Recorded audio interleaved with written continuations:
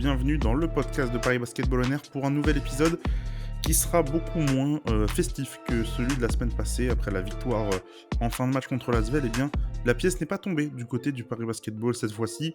Défaite dans un match euh, de haut de tableau de Betclic Elite contre Bourg-en-Bresse. C'était à Bourg-en-Bresse ce samedi soir.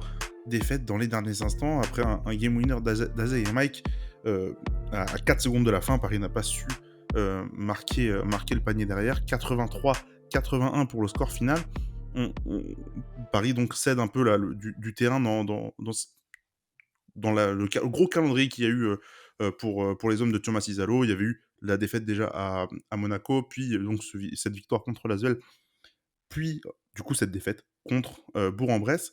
Bref, je ne suis pas tout seul sur cet épisode pour débriefer ce match, parce qu'une personne l'a vu beaucoup plus que moi, et cette personne, c'est encore Antoine, comme la semaine dernière. Salut Antoine. Salut Flavien, salut à tous. Oui, j'ai vu le match, la finalité, malheureusement, j'ai envie de dire. Voilà, bah lui au moins a été un peu plus sérieux. D'autres font d'autres choses en même temps. On travaille un peu en plus, donc Tu as des excuses, tu as des circonstances atténuantes. circonstances. En tout cas, des circonstances, est-ce qu'on va en trouver côté parisien? On va voir. Je vais te lancer assez rapidement, Antoine. Pour parler un peu du comment on ressent ce match, le pouls de cette partie. Euh, Paris avait plutôt mal démarré les premières minutes. Avec un 7-0 encaissé, un peu comme Squeak avait mal démarré son match en ne diffusant pas le début de nos rencontres. Euh, Après, Paris s'était vachement bien repris et a globalement dominé toute cette partie. Mais oui, mais globalement, ça n'a pas suffi parce que Paris, au final, le score qui compte à la fin, eh bien, c'est Bourg-en-Bresse qui est devant.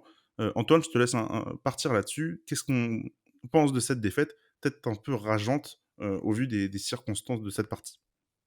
Elle est rageante parce que comme tu l'as dit, Paris a plus ou moins contrôlé, le pouls de cette rencontre, hormis voilà, les premières minutes ou le 7-0. Mais même encore une fois, en fait, tout ce match a été, fluctuant, un dynamisme fluctuant parce qu'il y a certains moments, on en parlait parce qu'on a vu le match ensemble.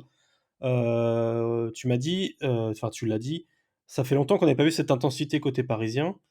C'est vrai et je suis entièrement d'accord avec ça. Puis quelques minutes après, on a vu une équipe parisienne assez brouillonne, des pertes de balles, parce que, une équipe aussi en face, des Bressans qui étaient beaucoup plus vigilants, qui coupaient les lignes de passe et 2 secondes après, ça a été au tour de Paris. Donc en fait, vraiment, les 2 équipes se sont renvoyées la balle, se sont toujours confrontées. Il y a jamais eu je crois que le plus gros écart de la rencontre, notamment côté parisien, c'est en +10 qui s'est très vite retransformé en +5 puis en +1, plus derrière se faire mener évidemment. Il y a eu vraiment, du bon et du moins bon. Bon ça, c'est comme dans tous les matchs, mais en fait, petit à petit, on voyait c'est pas comme, contre l'Asvel ou quand on voit l'Asvel revenir, récemment, on est un peu plus confiant parce qu'on voit, une équipe parisienne, vraiment qui tient son match et là, on sent une équipe parisienne, c'est pas qu'elle a pas tenu son match, mais c'est qu'elle a été un petit peu trop, maladroite, parfois, des sauts de j'arriverai même pas à dire c'est de la concentration, concernant les joueurs en question. C'est juste que voilà, la prestation aujourd'hui a été compliquée face à une équipe, de Bourg, qui a très, très bien, qui visiblement avait très, très bien préparé la rencontre et au fur et à mesure de cette rencontre-là, oui, on a vu, une équipe de Bourg qui était insolente, notamment à 3 points.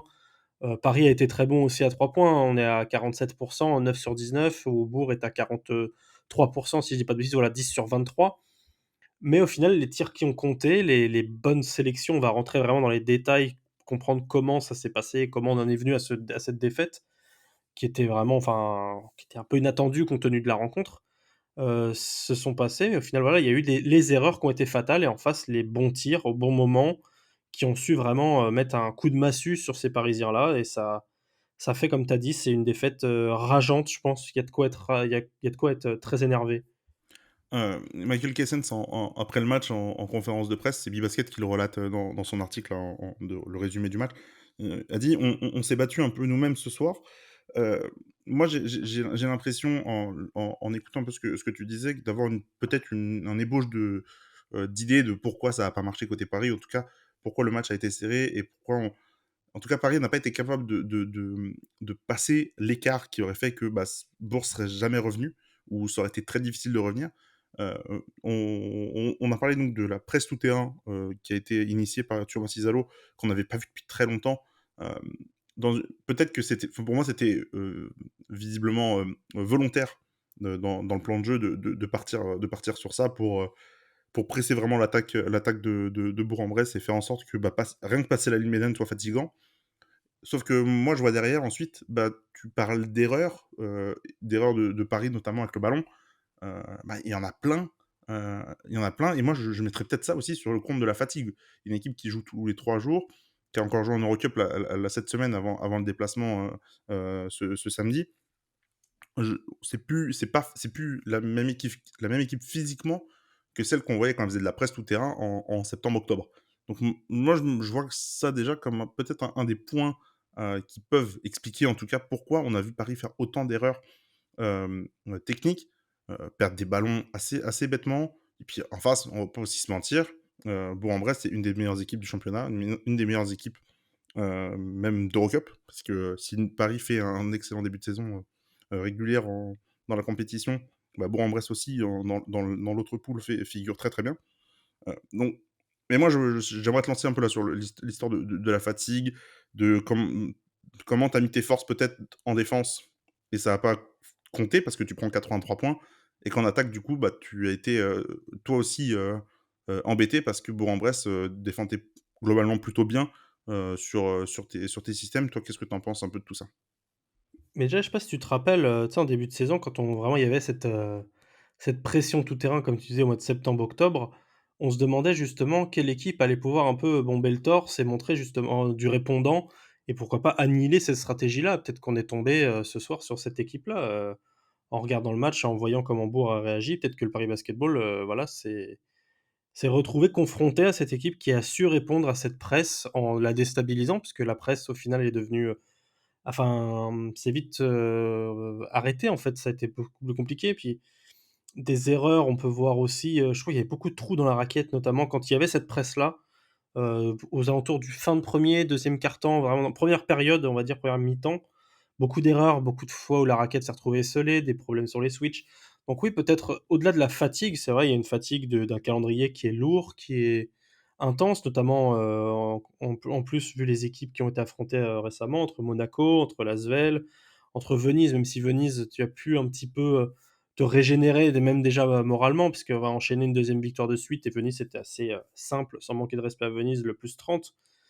Il doit y avoir, oui, il y a une fatigue des déplacements. Il y a eu beaucoup de déplacements récemment, face à une équipe qui est quand même extrêmement bien coachée, tu l'as dit, qui est riche en termes aussi d'effectifs, qui a de l'expérience, qui a du potentiel, qui a de l'explosivité. Un peu comme Paris, avec peut-être un petit peu plus d'expérience, notamment même du championnat français aussi. Ça peut faire partie des facteurs qui en font que Paris a flanché ce soir. Mais j'aimerais bien justement l'avis des gens, mais même le tien, mais c'est peut-être qu'en fait Paris est tombé sur sa kryptonite, lorsqu'il s'agit de jouer ce type de basketball-là, un basket, qui oppresse, qui est dur. Il y a qu'à voir la prestation de Tyson Ward qui en début de match est vraiment très, très bonne et qui après petit à petit s'efface à l'image un petit peu de tout le monde, du collectif qui est très compliqué dans cette rencontre-là.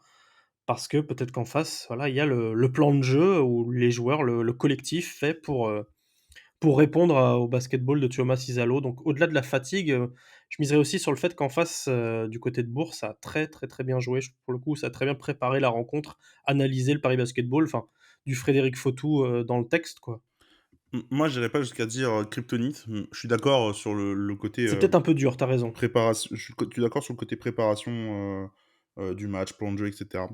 Là où ouais, moi je suis pas d'accord parce qu'au final, tu ne perds que de 2 points sur un game winner. En fait, à 4 secondes de la fin, tu gagnes, de ce match et pendant, on va dire, 38 minutes, tu mènes dans cette rencontre quasiment. C'est juste que tu as pas été au niveau au moment où ça comptait le plus, je pense en tout cas, c'est-à-dire de de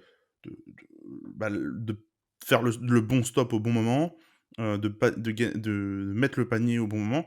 Effectivement, bah, voilà, il y a des tirs en fin de match côté Bourg, tu es peut-être un peu en retard sur les close-out, tu es pas forcément bien placé, puis en attaque, bah, bah, même si tu perds pas le match là-dessus, il y a quand même ce dernier ballon un peu frustrant où donc il y a le temps mort, il te reste 4 secondes pour les marquer et finalement c'est Nadir Effi qui va perdre un peu pied et justement voir le ballon lui rouler sous le pied. Il y a des moi je pense que Paris était dans le vrai, je pense que Bourg aussi était dans le vrai et qu'en fait la pièce n'est pas tombée du bon côté parce que tu fais des micro erreurs, et c'est Kessens qui le dit aussi en conférence de presse: «Tu as fait des erreurs, mais tu les as toutes payées» et je pense que c'est clairement ce qui s'est passé. C'est que tu as pas forcément eu de chance sur le fait que, bah, ouais, tu vas être en retard sur, tu vas être en retard sur un pour défendre un tir, bah, il va rentrer et tu pas le on va dire le la «chance» entre guillemets que, bah, un tir ouvert ne rentre pas et cetera. Les pourcentages à 3 points des 2 équipes ont été excellents, même si les 2 équipes ont pas beaucoup shooté à 3 points, je trouve. 19 tentatives pour Paris, 23 pour Bourg. Pas non plus incroyable, c'est pas beaucoup, on a déjà vu beaucoup plus, mais heu, il y a eu de la réussite des 2 côtés. Il y a eu de la réussite au lancer franc des 2 côtés. Globalement, les 2 équipes se ressemblent et là, pour moi, peut-être un des points où Isallo aussi, appuie en conférence de presse, c'est sur le rebond offensif. Je vais citer ces termes. Paris prend 5 rebonds offensifs et pour 5 rebonds offensifs, Thomas Isallo dit que le chiffre est pathétique. Est-ce que Antoine, tu le rejoins? Et est-ce que ça fait partie le rebond, cette, bataille intérieure, a été, peut-être aussi l'un des facteurs qui a fait que Paris n'a pas été capable de prendre un avantage, suffisant pour ne pas revoir, Bourg revenir et bah, et peut-être gagner le match si ça avait été le cas. Je laisserai les mots de pathétique au coach, c'est à lui de juger ça et à personne d'autre, je pense. Oui, c'est un facteur important dans cette rencontre-là. Depuis quelques matchs, Paris, un petit peu, de la est un petit peu à la peine, pardon, au rebond, notamment, enfin, les intérieurs sont un petit peu à la peine. On peut le voir encore ce soir avec Leon Kratzer qui a simplement un rebond sur la rencontre, qui a eu beaucoup de mal, qui a fait beaucoup de fautes, enfin, qui a fait 4 fautes. Vraiment les intérieurs ont eu beaucoup de peine ce soir à se battre à l'intérieur à l'intérieur, oui, c'est redondant ce que je dis, mais voilà. On est à 24 rebonds côté Paris, on a 32 côté Bourg, il y a beaucoup de moins de seconde chance. On voit moins cette combativité, cette capacité à se remettre en question comme on a vu contre l'Asvel où on en parlait déjà. Les petits, j'entends vraiment les postes d'arrière, les ailiers vont ou les même le meneur avec TJ Shorts et Nadir Hiffi, vont essayer un petit peu d'apporter, un peu plus de pluralisme dans cette bataille au rebond et là, on l'a pas vu le cas. On a vu une équipe parisienne qui a beaucoup subi, qui a beaucoup été seule à l'intérieur aussi. Il y avait des match-up ou même des 5, mis en place par le Paris Basketball qui étaient un petit peu compliqués, notamment à l'intérieur. Le retour de Kessens, on en parlera un petit peu plus tard, a fait du bien au début, puis après un arbitrage, contestable ou pas, attention, a fait que ça a encore plus compliqué ce travail, à l'intérieur, plus, bah, derrière, si ce travail-là n'est pas fait ou si s'il n'est pas comblé par une autre façon de se battre qu'avec les arrières, les ailiers, les meneurs, ça fait une rencontre, où, bah, il y a un secteur de jeu où tu es totalement, je dirais pas aux abois, mais tu es totalement dominé par l'adversaire et on l'a vu ce soir. Je pense que, ceux qui regarderont le match ou ceux qui ont vu le match ont sûrement vu la pénibilité qu'ont eu les Parisiens à se battre, dans ce secteur-là. Les Parisiens, battus dans ce secteur-là et tu as parlé de Michael Kessen, je te propose qu'on passe un peu sur le genre du match. Alors peut-être qu'on parle de Colin Malcolm, comme tu préfères. On voulait aussi me parler donner un petit mot sur Colin. Qu'est-ce que tu en dis? Bon, on peut faire les 2 mais rapidement comme on a fait, la semaine dernière avec l'Asvel, un petit mot sur Et Colin, un petit un mot petit sur mot sur Kessens. Colin et un petit mot après sur, sur Michael Kessens. Alors d'abord sur Colin Malcolm. Colin qui termine avec 12 points, des pourcentages au tir tout à fait, excellent. Hem, 5 sur 9 au tir, 2 sur 4 à 3 points. On l'a vu surtout mettre ce gros tir qui donne l'avantage à Paris en fin de match, sur une possession où, Paris arrive pas à construire quelque chose de pertinent. La défense de Bourg est très bien, installée et puis, bah, sur le buzzer, il va sortir un tir à 3 points bien défendu, mais ficelle, nickel. Il y a quand même du bon dans le match de Colin, mais non, on n'était pas forcément dans le bon pour son match.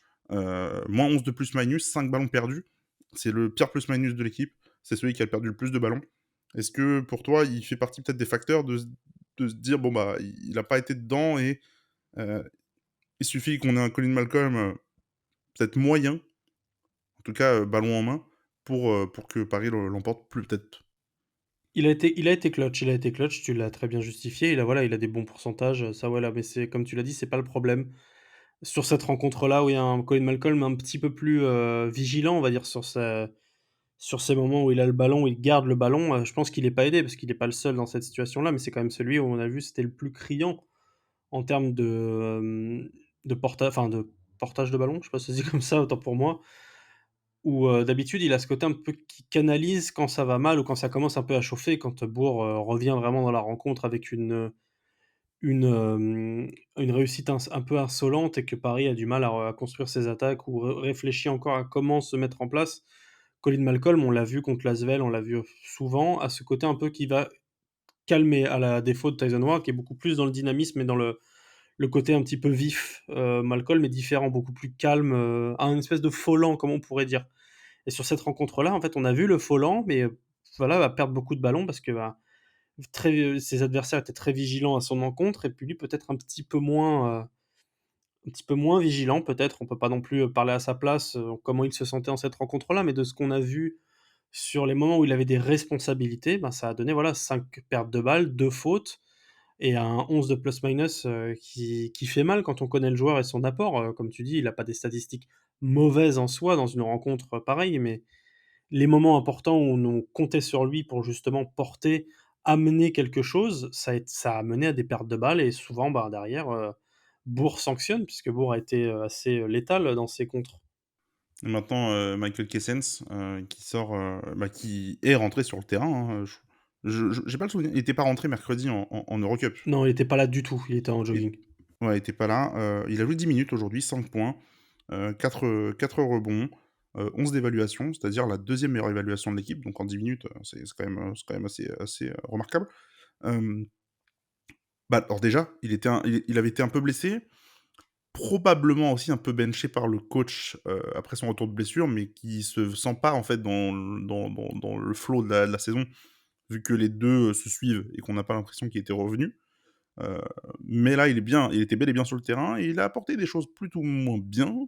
Qu'est-ce que tu en dis de son match qui, reste quand même dans pour moi en tout cas, de ce que j'en ai entrevu, dans ce qu'on a vu de mieux de sa part? Oui, oui, c'est vrai, ça commençait un petit peu compliqué, récemment avant sa blessure et son absence en général. Son retour a fait vraiment du bien, ça faisait plaisir de le revoir, le capitaine, hein, le maillot jaune, de faire son retour là, c'est une petite dizaine de minutes, on a pu voir un petit peu toute sa palette, ses rapportés de la taille. Offensivement, bah, il a du toucher, il peut se battre au rebond, il peut contrer aussi, donc bah, on l'a vu vraiment, enfin, il a apporté tout ce qu'il sait faire, avec une belle combativité et c'est rassurant d'avoir un joueur comme ça, un joueur d'expérience, un peu comme Malcolm, un peu plus tranquille, plus calme, beaucoup plus, dans la gestion du temps et après, bah, voilà, comme tu l'as dit, il y a eu des choses qui nous ont plu. Ça, en l'occurrence, il finit à 11 d'évaluation, 5 de plus-minus, 4 rebonds, oui 5 points, donc vraiment petite prestation, petite mise en jambe aussi, un contre, assez surprenant, assez calme à son image et à celle de Malcolm. Après, il se prend une anti-sportive et une faute et une technique. La technique, je la comprends pas trop. Disons que c'est une bataille au rebond où il va essayer d'arracher le ballon et même lui derrière va voir quand l'arbitre va siffler, va tranquillement demander à l'arbitre très calmement ce qui se passe.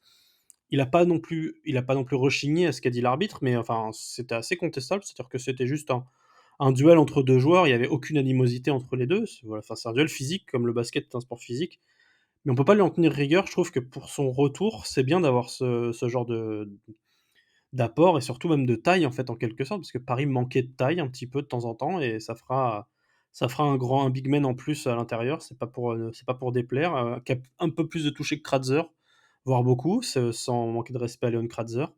Donc c'est une option en plus et puis, ça fait pas de mal. C'est aussi de l'expérience, ce dont Paris a besoin, notamment dans ce secteur, même si elle en manque pas avec Banjasi, tout ça.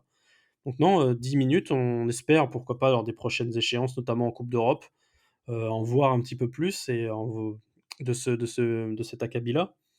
Moi, je trouve, juste pour rebondir et finir un peu sur le thème, je trouve ça un peu inquiétant de signaler un match, moyen plus, on va dire, d'un joueur comme étant sa meilleure performance de la saison ou quasiment. Oui, ça c'est sûr. Et ce qui montre aussi un peu la faiblesse de cette raquette, on en a pas trop parlé là dans ce podcast, mais sans, y heu, la raquette à part Ian Toonen, ne t'apporte pas de scoring et donc pour moi déjà c'est un gros souci. Heu et surtout quand tu joues contre des secteurs intérieurs assez explosifs comme le Bourg en a, hein, Bodian Massa, tu as Kevin Kokila et puis surtout tu as Maxime Salache qui fait un match, parfait, surtout en deuxième mi-temps. Vraiment excellent, il fait que les bons choix et je trouve le décalage assez fort en fait entre les 2 raquettes et peut-être aussi un des points qui fait que Paris n'a pas été capable de pousser l'avantage qu'il avait, au maximum. Je pense qu'on a fait un peu le tour sur ce match. Juste pour terminer, cet épisode, on va parler un peu des espoirs. Les espoirs qui ont joué 2 matchs cette semaine, qui ont gagné, en milieu de semaine, c'était mercredi contre Strasbourg, une victoire 97-94 avec un grand Maxime Log, très, très grand Maxime Log, 36 d'évaluation. Et bien, le deuxième match était donc à Bourg-en-Bresse, hein, en ouverture du match des pros. Une nouvelle fois, Maxime Log a encore été excellent, 37 d'évaluation, 26 points, 12 rebonds. Alors une défaite pour le coup, contre Bourg, peut-être un peu plus logique, cette fois-ci, vu la qualité de Bourg en e-sport cette année, mais 2 performances pour Maxime excellentes, et puis il était rentré, et je crois qu'il me doit mettre un contre en Eurocup quand il rentre, mercredi. Peut-être j'ai dit des bêtises, je me souviens plus bien. Bref, une semaine de haute voltige pour Maxime Lloyd, qui pourrait, prétendre à des minutes en pro, pas forcément avec Paris, mais en tout cas des minutes en pro. Il aurait le niveau, dans des peut-être un échelon en dessous. En parlant d'échelon en dessous aussi, pas de Mohamed Diawara là ce samedi. Il y a des rumeurs, bien plus que des rumeurs, si vous voulez mon avis, sur un prêt, de Mohamed Diawara en Pro B. Il y avait eu il y avait eu des touches aussi en NCAA en début de saison, mais là ça va se diriger vers la Pro B. Probablement, très probablement même vers Poitiers, à confirmer d'ici quelques jours. Mais l'ailier parisien, devrait normalement, quitter Paris pour la Pro B, et obtenir ce qu'il mérite enfin, c'est-à-dire du temps de jeu pour s'aguerrir et se développer comme il faut. Au niveau du programme, on a un match d'Eurocup qui arrive la semaine prochaine. Ce sera mercredi contre Hambourg, la réception d'Hambourg. Et puis, bah, l'un des matchs les plus attendus de cette fin d'année quand même, la réception de Strasbourg à l'Accor Arena. Ce sera samedi à 19h, si je dis pas de bêtises. Et puis, bah, du coup, nous, on se retrouvera en podcast à ce moment-là pour le débrief de Paris-Strasbourg. Peut-être que ce sera Antoine et moi encore une fois. Peut-être que vous réentendrez, Lilian ou Théo, Qui au sait? micro. En tout cas, prenez soin de vous d'ici là. On se dit à la semaine prochaine tranquillement, et donc à très bientôt. Ciao.